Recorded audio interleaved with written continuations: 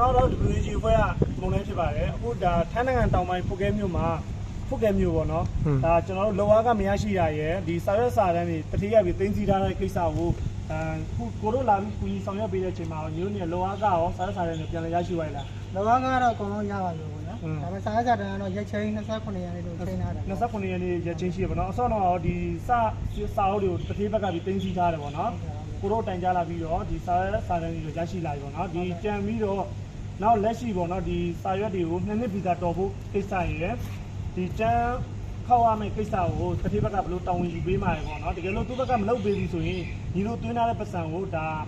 သက်ဆိုင်ရာရုံးကပြီးတော့သူတို့အနေနဲ့တောင်းပေးမယ်လို့အခု29ရက်နေ့ချိန်ထားတယ်ပေါ့နော်ဟုတ်ကဲ့အဲ့တော့ကိုတို့အနေနဲ့လာပေးတဲ့ပုံမှာညီတို့ပုံမှာစိတ်တမ်းဘယ်လိုရှိလဲပေါ့ကိုတို့ကိုယ်ကလာတာဝမ်းတာတာပေါ့အကုန်လုံးကစင်ပြီးတယ်ဆိုတော့ကျွန်တော်နားမလဲဘူးလေဘူးပြကြောင့်နားမလဲကျွန်တော်တို့ပုံပြီးခက်ခဲဖြစ်တယ်ပေါ့အဲကျွန်တော်ကိုတို့ကိုနိုင်ကလာပြီးပြင်ဆင်လို့ဆိုတော့အကုန်လုံးဟိုမတိတိုင်းလည်းတိသွားတာပေါ့အဲဟိုကျေးဇူးတင်ပါတယ်အားလုံးကျေးဇူးပဲနော်တင်ပါတယ်